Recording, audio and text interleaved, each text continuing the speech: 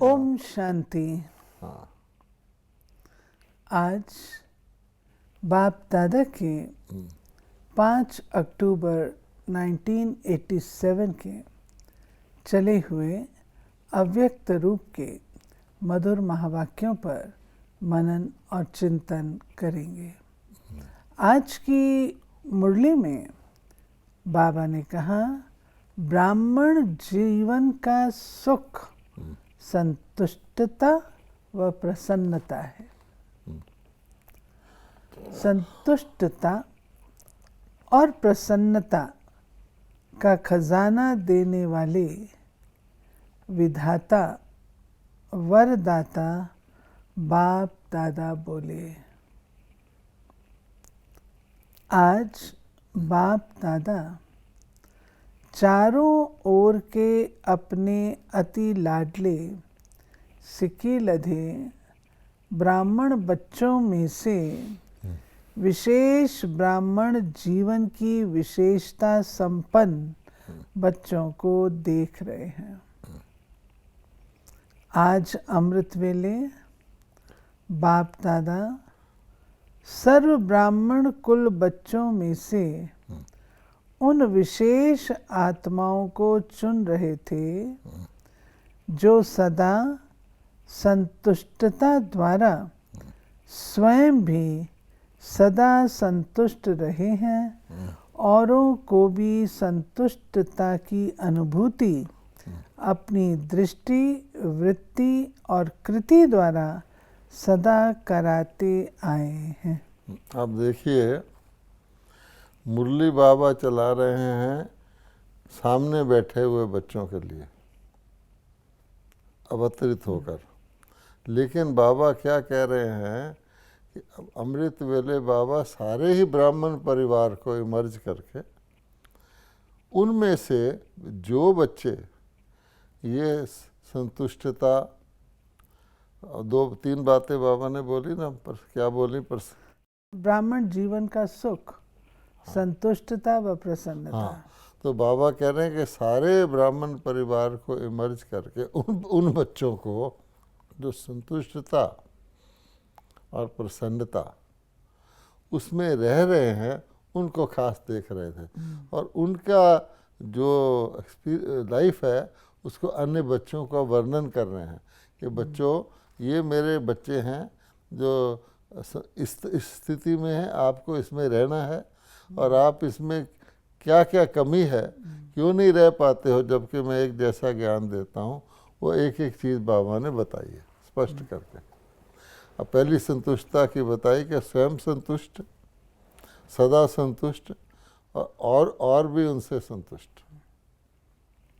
आज ऐसी संतुष्ट मणियों की माला पिरो रहे थे जो सदा संकल्प में, बोल में, संगठन के संबंध संपर्क में, कर्म में संतुष्टता के गोल्डन पुष्प बाप दादा द्वारा अपने ऊपर बरसाने का अनुभव करते और सर्वप्रति संतुष्टता के गोल्डन पुष्पों की वर्षा सदा करते रहते हैं। इसमें बाबा ने क्या बताया कि उनको अनुभव होता है कि बाबा हमसे संतुष्ट है। बाबा ने कहा ना, जो स्वयं से संतुष्ट है, जो औरों से संतुष्ट है, जिससे और संतुष्ट हैं, बाबा भी उनसे संतुष्ट है। उनको अनुभव होता है जीवन में कि गोल्डन पुष्प अर्थात अपनी स्वर्णिम अवस्था को वो पा रहे हैं। और फिर उसकी नेक्स्ट निशानी क्या है कि वह भी अन्य के ऊपर, खास तौर पे बाबा ने संगठन का नाम लिया कि संगठन के संबंध संपर्क, संगठन के संबंध संपर्क में वो भी संतुष्ट और संगठन भी उनसे संतुष्ट। तो इसको कहते हैं गोल्डन पुष्पों की वर्षा। वो भी बच्चे भी आगे दूसरों पर करते रहते हैं। ऐसी संतुष्ट आत्माएं चारों ओर में से कोई कोई नजर आई, यानी माइनॉरिटी है। और गोल्डन पुष्पों की वर्षा कैसे होती है कि आप जब किसी के लिए वर्णन करते हो, ये ऐसा है, ये ऐसा है, ये ऐसा है, तो पहले तो आपके ऊपर बाबा आपके लिए कैसे भाव रखता है। तो बाबा कहता है आप भी अगर वर्णन करते तो उसके ऊपर गोल्डन पुष्प बरसा रहे हो, आपके मुख से उनके लिए तारीफ निकल रही है, अप्रिशिएशन निकल रहा है, या कुछ और निकल रहा है। अगर आपके मुख से कुछ और निकल रहा है, इसका मतलब आप उससे संतुष्ट नहीं हो, है ना। तो वो भी आपसे फिर संतुष्ट नहीं है, वो भी आपके लिए कुछ बोलेगा। आप कहेंगे ये ऐसा है, वो कहेगा इसके कारण ही मैं ऐसा हूँ। ये तो बाबा कहते हैं बाप दादा बार बार संतुष्ट मणियों की माला को देख हर्षित हो रहे थे, क्योंकि ऐसी संतुष्ट मणियां ही बाप दादा के गले का हार बनती हैं, राज्य अधिकारी बनती हैं और भक्तों के सिमरण की माला बनती हैं। जो कभी संतुष्ट और कभी असंतुष्ट के संकल्प मात्र छाया के अंदर आ जाते हैं और फिर निकल आते हैं। यानी संकल्प में बाबा चेक कर रहा है। ये संकल्प, हम कहते हैं ये तो संकल्प मात्र में आया ना। बाबा कहता नहीं, संतुष्टता से असंतुष्टता की लकीर में आ गए, फिर संतुष्टता में आ गए, ऐसे फंस नहीं जाते। हाँ, तीसरे बच्चे कभी संकल्प की असंतुष्टता, कभी स्वयं की स्वयं से असंतुष्टता, कभी परिस्थितियों द्वारा असंतुष्टता, कभी स्वयं की हलचल द्वारा असंतुष्टता और कभी छोटी बड़ी बातों से असंतुष्टता। इसी चक्कर में चलते और निकलते और फिर फंसते रहते।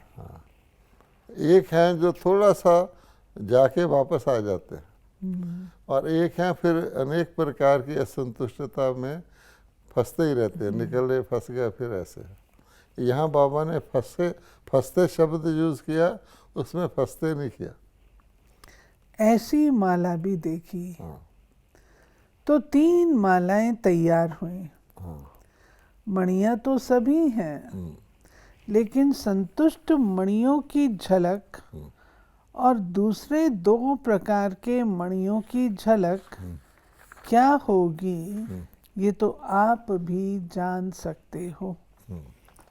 ब्रह्मा बाप बार बार 3 मालाओं को देखते हुए हर्षित भी हो रहे थे, साथ साथ प्रयत्न कर रहे थे कि दूसरे नंबर की माला की मणियां पहली माला में आ जाएं। रूहान चल रही थी, क्योंकि दूसरी माला की कोई कोई मणि बहुत थोड़ी सी असंतुष्टता की छाया मात्र के कारण पहली माला से वंचित रह गई है। इसको परिवर्तन कर कैसे भी पहली माला में लावें। एक एक के गुण, विशेषताएं, सेवा सबको सामने लाते बार बार यही बोले कि इसको पहली माला में कर लें। बाबा हाँ, ब्रह्मा बाबा हाँ। ऐसी 25-30 के करीब मणियां थीं, हाँ, जिनके ऊपर ब्रह्मा बाप की विशेष रूहान चल रही थी। ब्रह्मा बाप बोले पहले नंबर माला में इन मणियों को भी डालना चाहिए। हाँ, लेकिन फिर स्वयं ही मुस्कुराते हुए यही बोले कि बाप इन्हों को अवश्य पहली में लाकर ही दिखाएंगे। तो ऐसी विशेष मणियां भी थीं। हाँ, टीचर होता है ना, टीचर देखता है कि जरा से कारण से ये बच्चा 2nd डिवीज़न में जा रहा है, तो टीचर जब मार्क्स देने लगता है तो हर चीज़ को वज़न देते हुए, चाहे उसका पेपर बिल्कुल 2nd डिवीज़न और 1st के बॉर्डर पे होता है, फिर वो जब लिखने लगता है इसको कितने नंबर देने हैं, तो उसका सारा बैकग्राउंड देखकर उसको थोड़े से बढ़ा देता है। यही बाबा कर रहा है। कहता है ना कईयों को, मैं तो इनको तो मैं थोड़ा सा चढ़ा भी दूंगा, तुम अपना सोचो। ऐसे रूहान चलते हुए एक बात निकली। कि असंतुष्टता का विशेष कारण क्या है, जबकि संगम युग का विशेष वरदान संतुष्टता है। हाँ, फिर भी वरदाता से वरदान प्राप्त वरदानी आत्माएं दूसरे नंबर की माला में क्यों आती? संतुष्टता का बीज सर्व प्राप्तियां हैं। हाँ। अब ये मुरली इतनी डीप है, अगर आप इसको जो सेकंड डिवीजन के मार्जिन पे हैं गौर से पढ़ें तो उनको पता लग जाएगा कि जरा सा ये फर्क है। यानी संतुष्टता का आधार क्या है? प्राप्तियाँ। जब किसी को कोई प्राप्ति की कमी महसूस होती है वो असंतुष्ट फील करता है। संतुष्टता का बीज सर्व प्राप्तियां हैं। हाँ, असंतुष्टता का बीज स्थूल व सूक्ष्म अप्राप्ति है। जब ब्राह्मणों का गायन है, अप्राप्त नहीं कोई वस्तु ब्राह्मणों के खजाने में अथवा ब्राह्मणों के जीवन में, फिर असंतुष्टता क्यों? क्या वरदाता ने वरदान देने में अंतर रखा या लेने वालों ने अंतर कर लिया? क्या हुआ? जब वरदाता दाता के भंडार भरपूर हैं, इतने भरपूर हैं जो आपके अर्थात श्रेष्ठ निमित्त आत्माओं के, जो बहुत काल के ब्रह्मा कुमार ब्रह्मा कुमारी बन गए, उन्हों की 21 जन्मों की वंशावली और फिर उनके भक्तों की भी वंशावली, वो भी उन प्राप्तियों के आधार पर चलते रहेंगे। इतनी बड़ी प्राप्ति, फिर भी असंतुष्टता क्यों? इससे पहली मुरली में बाबा ने कहा है ना कि आपके भक्तों के पास भी इतना धन होगा जो वो दान पुण्य अच्छी तरह कर सके। दान पुण्य वही कर सकता है जिसके पास कुछ एक्स्ट्रा हो। वो प्राप्ति भी आपकी तो है ही 21 पीढ़ी की, उसके बाद भक्तों की भी इतनी प्राप्ति होगी। तो ऐसी आत्माएं, और जब प्राप्ति का समय है उस समय असंतुष्टता क्यों? तो बाबा पूरा एनालाइज करके हमको बता रहे हैं। अखुट खजाना सभी को प्राप्त है, एक ही द्वारा, एक ही जैसा, एक ही समय, एक ही विधि से। लेकिन प्राप्त हुए खजाने को हर समय कार्य में नहीं लगाते, अर्थात स्मृति में नहीं रखते। मुख से खुश होते हैं लेकिन दिल से खुश नहीं होते। बाबा ने दिल की बात इसमें बहुत कही है कि दिल से और बाकी माध्यमों से क्या फ़र्क है। ये बहुत नोट करने का है कि जो दिल से चीज़ होती है ना, ये हर सारी मुरली में इसका फाउंडेशन दिल है। आप पढ़िए। दिमाग की खुशी है, दिल की खुशी नहीं। कारण प्राप्तियों के खजानों को स्मृति स्वरूप बन कार्य में नहीं लगाते। स्मृति रहती है लेकिन स्मृति स्वरूप में नहीं आती। अब देखिए, स्मृति दिमाग में है, मेमोरी होती है ना दिमाग में। स्मृति स्वरूप में लाना ये दिल में है। प्राप्ति बेहद की है, लेकिन उनको कहाँ कहाँ हद की प्राप्ति में परिवर्तन कर लेते हो। अब ये खास नोट करने की बात है कि बेहद की प्राप्ति को जब हद में चेंज करते हैं तो असंतुष्टता जन्म लेती। बहुत नोट करने का ये। इस कारण हद अर्थात अल्पकाल की प्राप्ति की इच्छा बेहद की प्राप्ति के फल स्वरूप जो सदा संतुष्टता की अनुभूति हो उससे वंचित कर देती है। हद की प्राप्ति दिलों में हद डाल देती। हाँ, देखिए एक खास पॉइंट नोट करने का है, जो हद की प्राप्ति, ये सारी मुरली दिल पर आधारित है कि कोई मुख से बोलेगा नहीं, लेकिन कोई व्यक्ति किसी चीज़ में हद बांटेगा तो बेहद की चीज़ है, जैसे सार्वजनिक चीज़ है, मैं उसमें थोड़ी सी रिस्ट्रिक्शन लगा देता हूँ कि नहीं, इस चीज़ को केवल ये लोग ही यूज़ कर सकते हैं। तो मैंने क्या किया, हद डाल दी, तो जो नहीं यूज़ करता उनके दिलों में तो हद पड़ गई। तो ये स्टार्ट हुआ।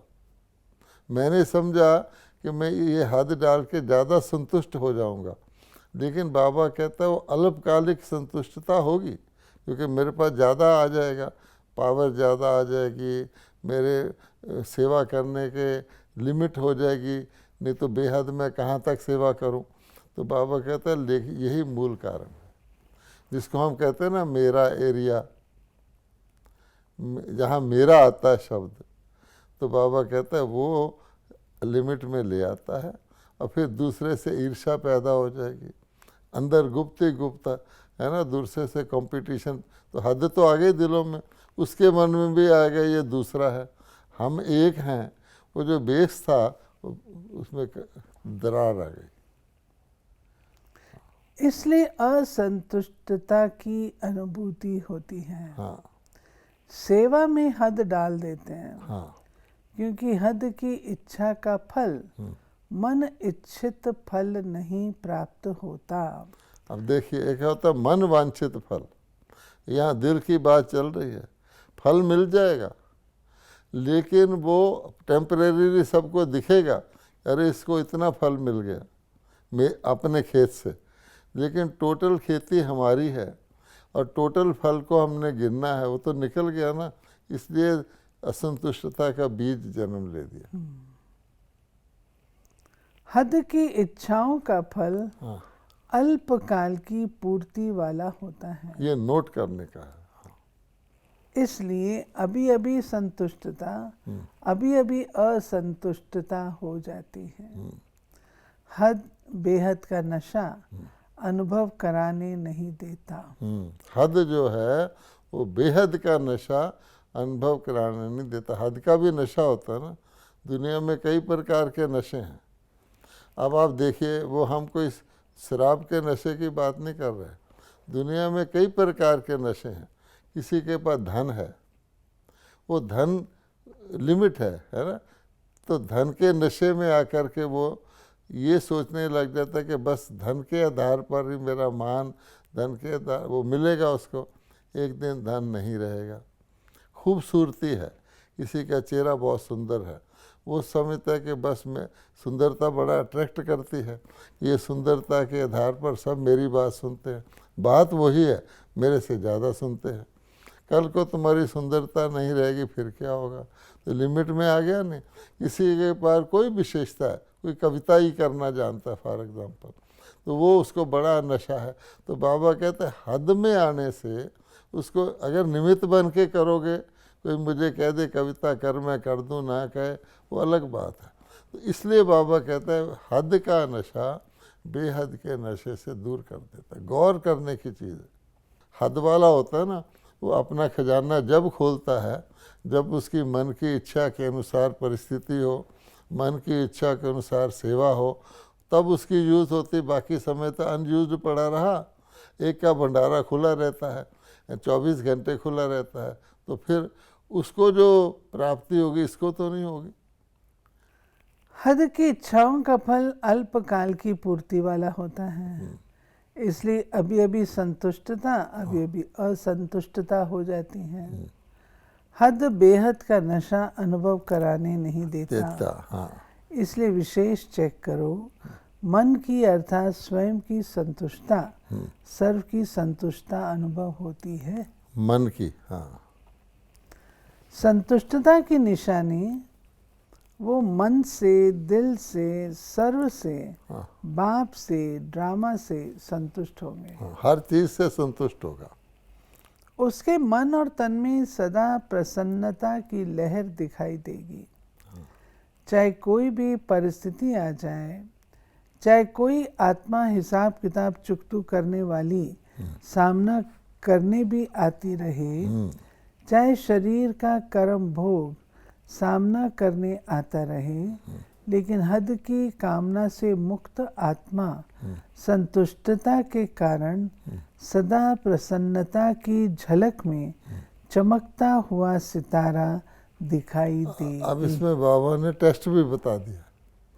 दिल प्रसन्न, दिल तो अगर दिल आपका संतुष्ट है तो शरीर पर भी झलक आएगी। अब दिल संतुष्ट वाले के आगे कुछ भी आ जाए, मन खुश है ना, तो मन खुश के आगे परिस्थिति आ जाए कि उल्टा बोल जाए, जो कुछ बाबा ने सारी परिस्थितियां बता दी, यहाँ तक कि पिछले जन्म के कर्म भोग भी शरीर में आ जाए, तो भी उसकी संतुष्टता होगी। बाबा कहते हैं प्रसन्न चित्त कभी कोई बात में प्रश्न चित्त नहीं होते। फिर उसके बाद ये बाबा ने, क्योंकि ड्रामा से संतुष्ट है, तो ये कभी नहीं कहेगा ऐसा क्यों, ये क्यों ना। प्रश्न है तो प्रसन्न नहीं। हाँ। प्रसन्न चित्त की निशानी, वो सदा निस्वार्थी और सदा सभी को निर्दोष अनुभव करेगा। अब ये दो शब्द कितने अच्छे हैं, निस्वार्थी, अर्थात हद में आएगा। स्वार्थ का दूसरा नाम हद है, यानी मैं और मेरा, ये हद की निशानी है, और इसमें स्वार्थ समाया हुआ है। वो सदा निस्वार्थी होगा, क्योंकि मैं मेरा कहेगा नहीं। दूसरी बात, जो निर्दोष समझेगा, ये बहुत ही इम्पोर्टेंट शब्द है। एक मुरली में बाबा ने कहा था, कन्याएं सदा निर्दोष होती हैं। ये बात मैंने अपने मन में धार ली, तभी से बाबा के कहने के अनुसार माताओं बहनों का रिस्पेक्ट करो। कन्याएं सदा निर्दोष होती हैं, उन पर दोष लगाया जाता है। इसी तरह आज बाबा ने कन्या का नहीं कहा, एक कॉन्टेक्स्ट में कहा था, दूसरे को सदा निर्दोष समझो। जब बाबा कहता है कि हम सतयुग से कलयुग में कैसे आ गए, किसका दोष है, तो बाबा क्या कहता है, ड्रामा है, किसी का दोष नहीं। अब द्वापर में देवी देवता बॉडी कॉन्शियस हो गया, किसका दोष है। अब द्वापर से भी कलयुग आ गया, किसका दोष है। तो बाबा कहते किसी का उंगली नहीं आप उठा सकते, इसका दोष है। क्योंकि अगर आप, जैसे वो हमने चित्र बनाया हुआ है, ये दूसरे के ऊपर उंगली करते जाते हैं, सुख शांति का दाता। तो उसमें भी क्या कहते हैं कि ये नहीं समझते कि मैं अपने से शुरू करूं, दूसरे की तरफ ट्रांसफ़र करते जाते हैं। दोष भी होगा तो दूसरे की तरफ ट्रांसफ़र करते जाएंगे। ये वो जो अंधेर नगरी चौपट राजा की कहानी है कि मैंने ये रिस्पॉन्सिबल है, मैंने ये रिस्पॉन्सिबल है, वो इसी पर ही आधारित है। किसी और के ऊपर दोष नहीं रखेगा, ना भाग्य विधाता के ऊपर कि मेरा भाग्य ऐसा बनाया, ना ड्रामा पर कि मेरा ड्रामा में ही पार्ट ऐसा है, हाँ। ना व्यक्ति पर कि इसका स्वभाव संस्कार ऐसा है, ना प्रकृति के ऊपर कि प्रकृति का वायुमंडल ऐसा है, न शरीर के हिसाब किताब पर कि मेरा शरीर ही ऐसा है। प्रसन्न चित्त अर्थात सदा निस्वार्थ, निर्दोष वृत्ति दृष्टि वाले। क्योंकि जो ही आपने दोष देखा, आपकी प्रसन्नता गायब। अवगुण देख लिया ना, तो हर एक को आप निर्दोष समझेंगे, तभी आप प्रसन्न रह सकेंगे ना। तो संगम युग की विशेषता संतुष्टता है, और संतुष्टता की निशानी प्रसन्नता है। ये है ब्राह्मण जीवन की विशेष प्राप्ति। संतुष्टता नहीं, प्रसन्नता नहीं, तो ब्राह्मण बनने का लाभ नहीं लिया। ब्राह्मण जीवन का सुख है ही संतुष्टता, प्रसन्नता। अब देखिए, देवताएं सदा प्रसन्न रहते हैं, देवताएं सदा संतुष्ट रहते हैं, लेकिन वहाँ तो कोई ऐसी परिस्थिति ही नहीं है, ऐसी कंडीशन ही नहीं है जिसमें व्यक्ति को कुछ मेहनत करनी पड़े, है ना। तो ये ब्राह्मण को बाबा खास क्यों कर रहा है कि बिल्कुल प्रतिकूल परिस्थितियां, आपके शरीर को बहुत भीषण रोग हो गया है, उसमें भी प्रसन्न। प्रकाश मणि दादी से उनके डॉक्टर ने पूछा जबकि उनके लास्ट डेज थे, आप कैसी हैं? तो दादी ने कहा मैं ठीक हूँ। तो उसने कहा मैं आपका डॉक्टर हूँ, आपके शरीर में मैंने इतनी नालियाँ लगाई हुई हैं और आप कहते हैं मैं ठीक हूँ। तो उसने कहा डॉक्टर आपने प्रश्न ही गलत पूछा है, अगर आप पूछते आपका शरीर कैसा है तो मैं बताती। अब देखिए, पर यानी कर्म भोग को कर्म योग में रखा हुआ। ब्रह्मा बाबा ने भी ऐसे ही कहा, लास्ट डेज के उसका यही है, पूरा वर्णन है, कर्म भोग पर कर्म योग ने विजय पाई। तो अलग करके रखा हुआ आत्मा को कि मेरा हिसाब किताब चुकतू हो रहा है तभी तो करते हैं। अब कोई अचानक अलग करके तो रखा ना हो और कर्म भोग आ जाए, उसके अंदर 100 प्रश्न पैदा हो जाएंगे। अरे मेरी वैसे पढ़ाई पे ध्यान हो ना हो, मेरी तो देखो पढ़ाई रुक गई, अब मैं बीमार हो गया, अब मैं क्लास में कैसे जाऊंगा।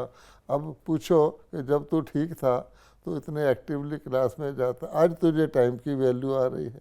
इसलिए भगवान कहता है कि ये बहुत काल का अभ्यास चाहिए।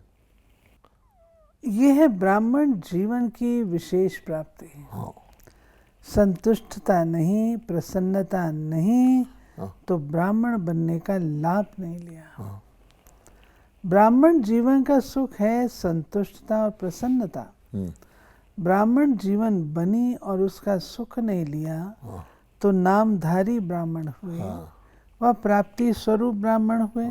दो तरह के हैं, एक नामधारी, एक प्राप्ति स्वरूप। एक बाबा कहता सगे, एक लगे। नामधारी ब्राह्मण, नाम ब्राह्मण, नाम से तो आज भी लोग कमाई कर रहे हैं क्योंकि नाम बड़ा श्रेष्ठ है, लेकिन वो जो असली प्राप्ति है वो तो नहीं है। तो बाप दादा सभी ब्राह्मण बच्चों को ये स्मृति दिला रहे हैं, ब्राह्मण बने अहो भाग्य। लेकिन ब्राह्मण जीवन का वर्षा प्रॉपर्टी संतुष्टता है और ब्राह्मण जीवन की पर्सनालिटी प्रसन्नता है। अब देखिए क्या बाबा ने दो शब्द यूज किए हैं, एक प्रॉपर्टी और एक पर्सनैलिटी। पर्सनैलिटी चेहरे पे आती है ना। अब बाबा कहता है कि कोई व्यक्ति किसी भी कैटेगरी में आ जाता है तो उसके वो लक्षण दिखने चाहिए, है ना। कोई कहे मैं लखनऊ का नवाब हूँ, है, और चाय बेच रहा हो, तो क्या कहा जाएगा कि नवाब ख़ानदान का है, लेकिन अब इसमें नवाबी वगैरह तो रही नहीं, तो नवाब की तो नवाबी रहती है ना। तो बाबा कहता आपकी ब्राह्मण महान और श्रेष्ठ, उसका जीवन जो है, उसकी जो अंदर की प्रॉपर्टी संतुष्टता है। यानी अगर वो हर वक्त संतुष्ट है तो असली ब्राह्मण है, अनुभव वाला ब्राह्मण। और उसकी फिर संतुष्टता होगी तो चेहरे पे क्या आएगा, हर्षित मुख, प्रसन्न चित्त। इस अनुभव से कभी वंचित नहीं रहना। अधिकारी हो, जब दाता वरदाता खुली दिल से प्राप्तियों का खजाना दे रहे हैं, दे दिया है, तो खूब अपनी प्रॉपर्टी और पर्सनालिटी को अनुभव में लाओ। हर वक्त लाओ। हाँ, औरों को भी अनुभवी बनाओ। समझा। और उनको आपसे अनुभव हो। अब बाबा ने क्या थर्ड कैटेगरी क्या बताई थी कि वो जो आते हैं, फंसते हैं, फिर आते हैं, उसको नेक्स्ट कैटेगरी है क्षत्रिय। आप देखिए जो ब्राह्मण नहीं है वो युद्ध कर रहा है, हर वक्त वो अपने अंदर एक प्रकार का युद्ध महसूस कर रहा है। अंदर ज्ञान का बीज तो है, ये क्यों हुआ मेरे साथ, कैसे हुआ, मुझे नहीं ठीक करना चाहिए। फिर थोड़े समय बाद मुरली सुनेगा, कुछ सेवा करेगा, फिर रौनक में आ जाएगा, फिर संतुष्टता महसूस होगी। तो क्षत्रिय कैटेगरी भी तो है ना, योद्धा। तो बाबा कहता है फंसना निकलना, फसलना निकलना, ये ब्राह्मण कैटेगरी नहीं है। बाबा कहते हैं हर एक अपने से पूछे मैं किस नंबर की माला में हूँ। माला में तो है ही, लेकिन किस नंबर की माला में हूँ। अच्छा, आज राजस्थान और यूपी ग्रुप है। राजस्थान अर्थात राजाई संस्कार वाले, हर संकल्प में स्वरूप में राजाई। अब बाबा ने नाम तो राजस्थान लिया है, लेकिन बच्चों को बताया कि तुम्हारे राजाई संस्कार क्या होने चाहिए। राजाई संस्कार प्रैक्टिकल में लाने वाले अर्थात प्रत्यक्ष दिखाने वाले, इसको कहते हैं राजस्थान निवासी। ऐसे हो ना, कभी प्रजा तो नहीं बन जाते हो। अगर वशीभूत हो गए तो प्रजा कहेंगे, मालिक हैं तो राजा। ऐसे नहीं कि कभी राजा कभी प्रजा नहीं। सदा राजाई संस्कार स्वतः ही स्मृति स्वरूप में हो, मतलब वशीभूत नहीं होना। ऐसे राजस्थान निवासी बच्चों का महत्व भी है। राजा को सदैव सभी ऊंची नज़र से देखेंगे और स्थान भी राजा को ऊंचा देंगे। अब आपने ये सोचना है कि मुझे सब किस नज़र से देखते हैं। मुझे ऊंची नज़र से देखते हैं, मेरा रिस्पेक्ट रिगार्ड होता, मांगने से नहीं कि जाके हम कहें ये मेरा रिस्पेक्ट नहीं करता। नहीं, हमें अपने अंदर संस्कार ऐसे भरने हैं कि सब हमें ऊंची नज़र से देखें और ऊंचे स्थान पर बिठाएं। राजा सदैव तख्त पर बैठेगा, प्रजा सदैव नीचे। तो राजस्थान के राजाई संस्कार वाली आत्माएं अर्थात सदा ऊंची स्थिति के स्थान पर रहने वाले, यानी महानता और श्रेष्ठता। ऐसे बन गए हो वह बन रहे हो, बने हैं और संपन्न बनना ही है। राजस्थान की महिमा कम नहीं है। स्थापना का हेडक्वार्टर राजस्थान में है, तो ऊंचे हो गए ना। नाम से भी ऊंचे, काम से भी ऊंचे। ऐसे राजस्थान के बच्चे अपने घर में पहुंचे हैं, समझा। यूपी की भूमि विशेष पावन भूमि गाई हुई है।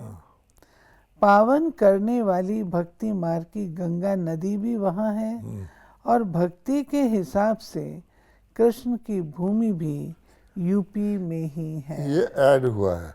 हम नॉर्मली जब यूपी का वर्णन करते हैं तो पतित पावनी नदियाँ कहते रहे हैं। यूपी में नदियाँ बहुत हैं, लेकिन ये बाबा ने ऐड किया है कि कृष्ण की कलयुग के हिसाब से जन्मभूमि भी यूपी में ही है। भूमि की महिमा बहुत है। हाँ, कृष्ण लीला जन्मभूमि देखनी होगी, हाँ, तो भी यूपी में जाएंगे। हाँ, तो यूपी वालों की विशेषता है, हाँ, सदा पावन बन और पावन बनाने की विशेषता संपन्न है। हाँ। जैसे बाप की महिमा है पतित पावन। आज भी आप यूपी में जाएंगे तो जो जहाँ जन्मभूमि है वहाँ गोकुल भी है, वृंदावन भी है, ये यादगार हैं। और वो जब कृष्ण के दिन आते हैं तो वहाँ बहुत कृष्ण की लीलाएं होती हैं। कृष्ण के मंदिर में बहुत कुछ होता है। वो रस्म 84 कोस की यात्रा वहाँ करते हैं, आदि आदि। तो बाबा कहते हैं यादगार तो यूपी में ही है ना। जैसे बाप की महिमा है पतित पावन, हाँ, यूपी वालों की भी महिमा बाप समान है। हाँ, पतित पावनी आत्माएं हो, भाग्य का सितारा चमक रहा है। ऐसे भाग्यवान स्थान और स्थिति दोनों की महिमा है। सदा पावन ये है स्थिति की महिमा। तो ऐसे भाग्यवान अपने को समझते हो। सदा अपने भाग्य को देख हर्षित होते, स्वयं भी सदा हर्षित और दूसरों को भी हर्षित बनाते चलो। क्योंकि हर्षित मुख स्वतः आकर्षित मूर्त होते हैं। ये देखिए, ये भी एक शब्द है। किसी को आकर्षित होना बनना हो तो हर्षित चेहरा आकर्षित करेगा। जैसे स्थूल नदी अपने तरफ खींचती है ना, खींचकर यात्री जाते हैं, चाहे कितना भी कष्ट उठाना पड़े, फिर भी पावन होने का आकर्षण खींच लेता है। तो ये पावन बनाने के कार्य का यादगार यूपी में है। ऐसे ही हर्षित और आकर्षित मूर्त बनना है, समझा। तीसरा ग्रुप डबल विदेशियों का भी है। डबल विदेशी अर्थात सदा विदेशी बाप को आकर्षित करने वाले। क्योंकि समान है ना, बाप भी विदेशी, आप भी विदेशी, हम शरीक प्यारे होते हैं, माँ बाप से भी फ्रेंड ज़्यादा प्यारे लगते हैं। तो डबल विदेशी बाप समान सदा इस देह और देह के आकर्षण से परे विदेशी हैं, अशरीरी हैं, अव्यक्त हैं। देखिए विदेशी का बाबा ने क्या अर्थ दिया है कि इस देह से आप विदेशी हैं, आप देह नहीं हैं, इसमें आए हुए हैं। आगे बाबा ने कहा अशरीरी हैं, आगे अव्यक्त कहा है। लास्ट सेंटेंस में क्या बोला है? देह के आकर्षण से परे विदेशी हैं, अशरीरी हैं, अव्यक्त हैं। देखिए ये अविदेशी की असली निशानी बताइए। हम भी एक प्रकार से विदेशी हैं, क्योंकि अगर हम देह से परे अव्यक्त और अशरीरी की स्थिति में रहते हैं। तो बाप अपने समान अशरीरी अव्यक्त स्थिति वाले बच्चों को देख हर्षित होते हैं। और बाबा इसके साथ डबल लगाता है कि हम भी विदेशी हैं, लेकिन वो डबल हैं क्योंकि दूसरे देश से भी आए हैं। अब बाबा भी कहता है मैं भी डबल हूँ क्योंकि मैं भी दूसरे देश से आया हूँ। रेस भी अच्छी कर रहे हैं। सेवा में भिन्न भिन्न साधन, भिन्न भिन्न विधि से आगे बढ़ने की रेस अच्छी कर रहे हैं। विधि भी अपनाते, वृद्धि भी कर रहे हैं। इसलिए बाप दादा चारों ओर के डबल विदेशी बच्चों को सेवा की बधाई भी देते और स्व के वृद्धि की स्मृति भी दिलाते हैं। स्व की उन्नति में सदा उड़ती कला द्वारा उड़ते चलो। स्व उन्नति और सेवा की उन्नति के बैलेंस द्वारा सदा हम बाप के ब्लेसिंग के अधिकारी हैं और सदा रहेंगे। चौथा ग्रुप है बाकी मधुबन निवासी। वो तो सदा है ही, जो दिल पर सो चुल पर, जो चुल पर सो दिल पर। सबसे ज्यादा विधि पूर्वक ब्रह्मा भोजन भी मधुबन में होता। अब मधुबन की आप विशेषता सुनिए कि क्या क्या होता है। सबसे सिक्कीलदे भी मधुबन निवासी हैं। सब फंक्शन भी मधुबन में होते। सबसे डायरेक्ट मुरलियाँ भी ज़्यादा मधुबन वाले सुनते। तो मधुबन निवासी सदा श्रेष्ठ भाग्य के अधिकारी आत्माएं हैं। सेवा भी दिल से करते। इसलिए मधुबन निवासियों को बाप दादा और सर्व ब्राह्मणों की मन से आशीर्वाद प्राप्त होती रहती है। अच्छा, चारों ओर की सर्व बाप दादा की विशेष संतुष्ट मणियों को बाप दादा की विशेष याद प्यार, साथ साथ सर्व भाग्यशाली ब्राह्मण जीवन प्राप्त करने वाले कोटों में कोई, कोई में भी कोई सिक्की लधी आत्माओं को बाप दादा के शुभ संकल्प को संपन्न करने वाली आत्माओं को संगम युगी ब्राह्मण जीवन की प्रॉपर्टी के संपूर्ण अधिकार प्राप्त करने वाली आत्माओं को विधाता और वरदाता बाप दादा की बहुत बहुत याद प्यार स्वीकार हो। संतुष्टता प्रॉपर्टी है और प्रसन्नता पर्सनैलिटी। दादी जानकी और चंद्रमणि दादी छुट्टी ले रहे हैं। जा रही हो या समा रही हो, जाओ या आओ, लेकिन सदा समाई हुई हो। बाप दादा अनन्य बच्चों को कभी अलग देखते नहीं है। चाहे आकार में चाहे साकार में सदा साथ हैं, क्योंकि सिर्फ महावीर बच्चे ही हैं जो ये वायदा निभाते हैं कि हर समय साथ रहेंगे, साथ चलेंगे, बहुत थोड़े ये वायदा निभाते हैं। इसलिए ऐसे महावीर बच्चे, अनन्य बच्चे जहाँ भी जाते बाप को साथ ले जाते हैं और बाप सदा वतन में भी साथ रखते हैं, हर कदम में साथ देते। इसलिए जा रही हो, आ रही हो, क्या कहेंगे, इसीलिए कहा कि जा रही हो या समा रही हो, ऐसे साथ रहते रहते समान बन समा जाएंगी। घर में थोड़े समय के लिए रेस्ट करेंगी, साथ रहेंगी, फिर आप राज्य करना, बाप ऊपर से देखेंगे, लेकिन साथ का थोड़े समय का अनुभव करना। अच्छा, आज बाबा आपने कमाल की माला बनाई। आप लोग भी तो माला बनाते हो ना। माला अभी तो छोटी है, अभी बड़ी बनेगी। अभी जो थोड़ा कभी कभी बेहोश हो जाते हैं, उन्हें थोड़े समय में प्रकृति का और समय का आवाज होश में ले आएगा, फिर माला बड़ी बन जाएगी।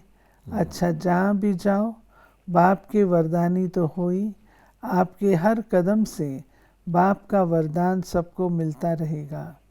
देखेंगे तो भी बाप का वरदान दृष्टि से लेंगे, बोलेंगे तो बोल से वरदान लेंगे, कर्म से भी वरदान ही लेंगे।